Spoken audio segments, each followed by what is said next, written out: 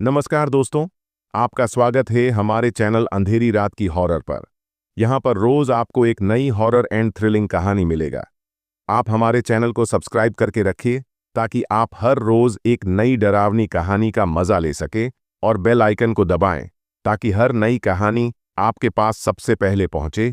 तो चलिए आज एक नई डरावनी कहानी का शुरुआत करते हैं। गंगा किनारे बसा एक छोटा सा गांव रुद्रपुर, जहां हर कोई अपनी छोटी छोटी खुशियों के साथ जीता था।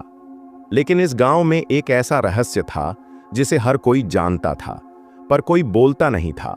गांव के बाहरी छोर पर खड़ा एक पुराना पीपल का पेड़, जिसे शापित माना जाता था। कहते थे जो भी रात के समय उस पेड़ के पास जाता वो फिर कभी नहीं लौटता। लेकिन अंधविश्वासों को न मानने वाला राजू इस डर को सच नहीं मानता था। वह युवा था, पढ़ा लिखा था और गांव वालों के इस डर को बेवकूफ़ी समझता था। लेकिन उसे यह नहीं पता था कि उसके इस संशय के कारण उसकी जिंदगी हमेशा के लिए बदलने वाली थी। कहा जाता था कि वर्षों पहले इस गांव में दुर्गा नाम की एक औरत रहा करती थी। वह बहुत सुंदर थी, लेकिन विधवा होने के कारण गांव वाले उसे अशुभ मानते थे। एक दिन गांव के कुछ दरिंदों ने उस पर हमला किया और उसकी हत्या कर दी। उसकी चीखों से यह पूरा इलाका गूंज उठा, लेकिन किसी ने उसकी मदद नहीं की। मरने से पहले उसने गांव और इस पेड़ को श्राप दिया, जो भी इस पेड़ के पास आएगा वह मेरी तरह तड़प कर मरेगा। उसके बाद से ही गांव में अजीब घटनाएं होने लगीं। रात में लोगों को किसी के रोने की आवाज़ें आतीं और जो भी हिम्मत करके पेड़ के पास जाता वह अगले दिन लाश बनकर मिलता। राजू को इन सब बातों पर विश्वास नहीं था। उसने गांव वालों के डर का मजाक उड़ाया और अपने दोस्तों के साथ पेड़ के पास जाने की ठानी। उसके दोस्त सुरेश और मोहन भी उसके साथ थे। अरे भाई, ये सब बकवास है, चलो आज इस भूत के झूठ का पर्दाफाश करते हैं, राजू ने कहा। रात के 12 बजे तीनों दोस्त टॉर्च लेकर उस शापित पेड़ के पास पहुंचे। वहां एक अजीब सी ठंडक थी, हवा ठहर चुकी थी और सब कुछ अजीब सा महसूस हो रहा था। जैसे ही वे पेड़ के पास पहुंचे, अचानक हवा का झोंका आया और टॉर्च की रोशनी बंद हो गई। अचानक पेड़ से किसी औरत की सिसकियों की आवाज आने लगी।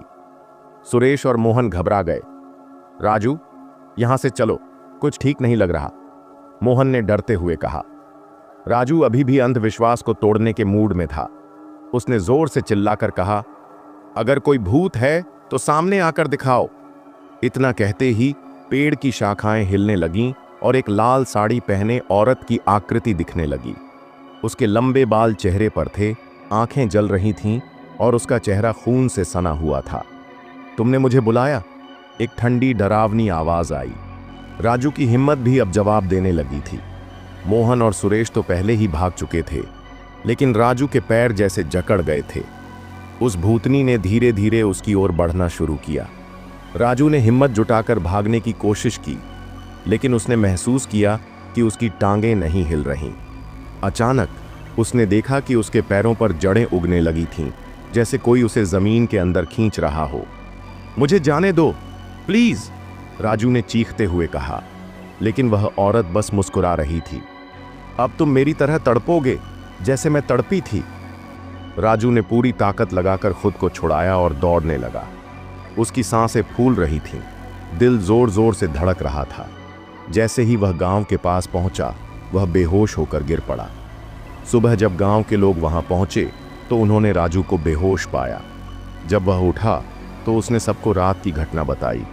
गांव वालों ने उसकी बात सुनकर कहा, हमने तुम्हें पहले ही बताया था बेटा, यह पेड़ शापित है।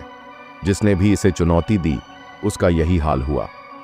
उस दिन के बाद राजू की हिम्मत पूरी तरह टूट गई। वह पहले जैसा मजाक उड़ाने वाला इंसान नहीं रहा। वह समझ गया कि कुछ चीजें ऐसी होती हैं जिन्हें इंसान की समझ से परे ही रहना चाहिए। आज भी रुद्रपुर गांव का वह पीपल का पेड़ वैसे ही खड़ा है। लोग अब भी उससे दूर रहते हैं और रात के समय वहां जाने की हिम्मत कोई नहीं करता। और अगर कभी कोई वहां गया तो वह फिर कभी लौट कर नहीं आया। स्टोरी को अंत तक सुनने के लिए आपको धन्यवाद। ऐसे ही मजेदार कहानी सुनने के लिए हमारे चैनल को सब्सक्राइब कीजिए और बेल आइकन को दबाइए। मिलते हैं और एक नई डरावनी कहानी पर।